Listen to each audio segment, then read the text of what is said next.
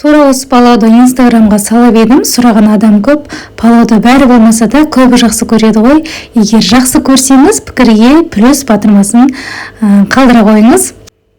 Бүгінгі палауды біз қой етінен және лазер күрішінен жасайтын боламыз. Ал ендеше бастаймыз. Алдымен қызып тұрған майға қойдың құйрық майын салып, содан кейін үлкен етіп туралған етін сүйегімен салып қуырып аламыз.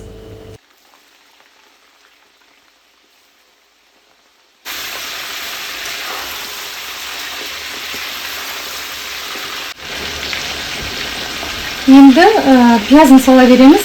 Менде ет тұздалған, сондықтан мен тұз салмаймын. Егер сіздер ет тұздалмаған болса, осы пияз салғанда сразу үстінен жаңағы тұзын салып жіберіңіздер. Өйткені тұзы сынып тұрғаны дұрыс та палаудың.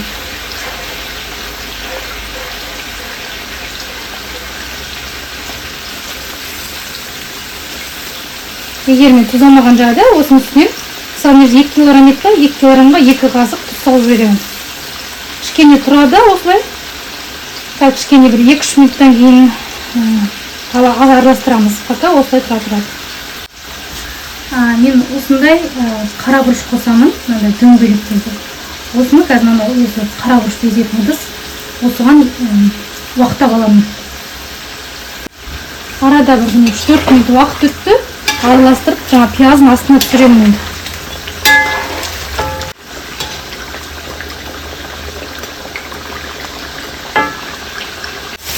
Қызарып қуырылды, әдемі болып. Енді сәбізін саламын. Осы сәбізбен бірге жаңағы үгітіп қойған жаңағы қара бұрышты салып жіберем. Барбарис салам. 4-5 тал жетеді. 5-6 талма. Қышқылдан береді өйткені. Кішкене зира салам. Зирасын көп салмай. Ұнатсаңыз көп салып жесең болады. Мына жерде менде паприка мен куркума араласқан жарты қасық салып жіберем. Енді осыны жақсылап араластырамыз.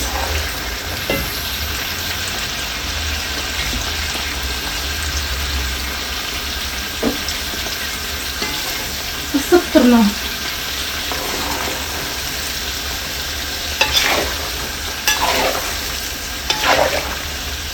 Мына жерде менде сәбіз ашылған туралған күйінде бірде 200 грамм.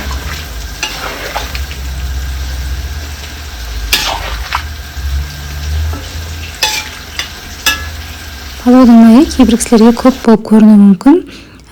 Палау май пісетін тамақ болғандықтан, егер майын аз құйсаңыз, палау сияқты шықпайды. Сондықтан майы көп болса еш нәрсе етпейді. Араластырған соң майы астына ағып қалады. Және салған кезде араластырасызда майы астында қалады, бетінен салып бере бересіз. Және от бізде барынша максималды жанып тұру қажет. Сәбізін қуырып алдық, байқасаңыздар мен астында тұрған етін бетіне көтеріп тастадым. Соны ұмытпаңыздар, бізге тек қана сәбізді қуыру керек болған. Енді етті қайтадан астына түсіремін мен. Сәбізді барынша бетіне шығарамын. Сәбізді мен көп қуырмаймын. Осы салғаннан кейін май бұрқырап қайнайды ғой, содан бір минуттай шамасында қуырсаң жетеді. Кішкентай ғана бір уыстай где-то, бір уыстай шығады. Бір уыстай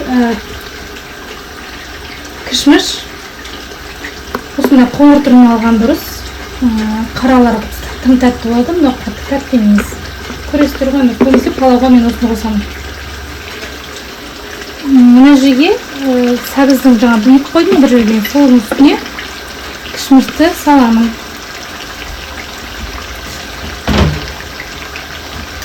Ноқат қосамын. Ноқатты бір күн бұрын осындай қатты күйінде болады бұл. Бір күн бұрын кеше мысалы суық суға саласыз да холодильникке салып қоясыз. Сонда осындай бір күйініп болып шығады. Бір күн бұрын суға бұқтырып қоясыз. Бірақ холодильникке қоясыз. Бұдан да бір көп емес, аз ғана болса құры ұстайды.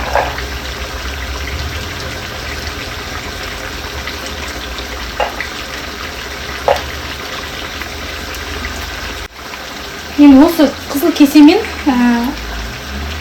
күріш өлшеген, тура сонымен су құямын. Мысалы 6 шыны шықса күріш, 5 шыны тура сол кесемен өлшеп құямыз.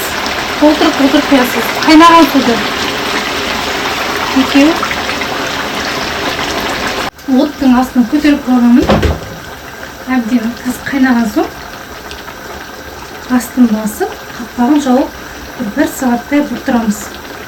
Енді қақпағын жауып, оттың астын азайтып, баяу отта 1 сағатқа қоямыз. Ұмытпай айтыда чесноктың кеттім. Мен осы жаңа су құйған соң, қақпағын жаппастан бұрын осындай сарымсақ дейміз ғой, қазақша. Орысша чеснок дейміз. Осыны салып қоямыз. 1 сағат күріштің еті қайнаған соң тәмеге қойып қойыңыздар. Күрішті ыстық суға, қол күймейтіндей суға 15 минутқа бұқтырып қоямыз. Қол күймейтін ыстық су дегеніміз 65-70 градустағы ыстық су.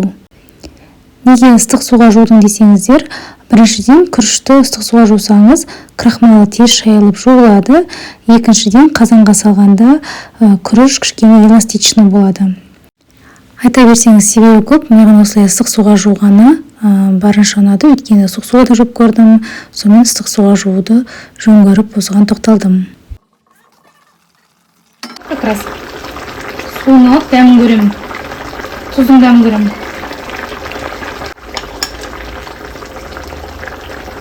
Сарымсақты бөлек қоя тұрамын қазірше.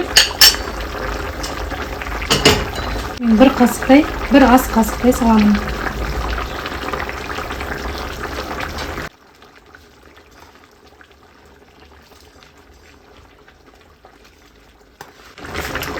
Енді осы отты барынша қоямын да, қақпағын жауып 5 минутқа булап аламын.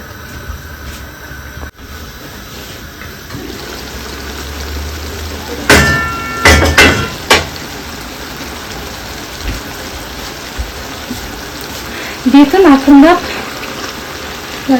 төңкереміз. Жаңа асты бізде кішкене буланып нетіп тұр ғой. Енді бетін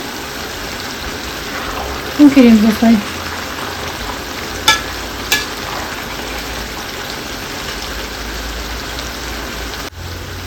Бұлай шетін ашып қарасаңыздар, құрымай тұрады. Значит, суы кетті деген сөз. Бізге осы моменті керек, ортаға жинаймыз. Яғни бізге осылай құрымай ғана қалу керек, суы болмау керек. Суы шыққанша от барынша тұрып, буға айналып кету керек.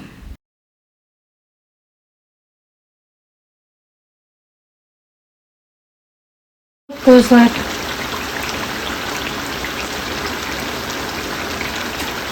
Оттың астын басамыз.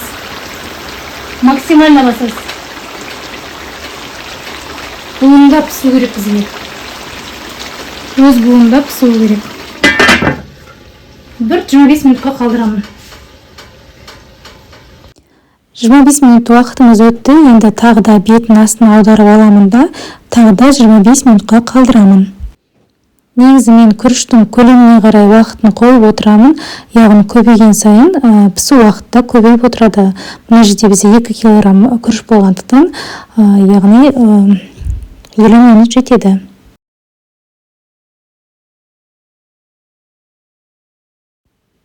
Неге көптен күтіп отырған шаршап піскен палауымыз пісті. Менің жасалу рецебім осындай. Өзіме осылай палау басуды ыңғайлап алғанмын. Ұнаса лайктарыңызды аямай басып қойыңыз. Арнама тіркеліп қоюды ұмытпаңыз. Қолдау білдіргеніңізге көп рахмет. Видеода барлығын түсінікті көрсетіп, түсінікті айттым деп ойлаймын. Егер де түсінбеген жеріңіз болса, комментарийға жаза қойыңыз.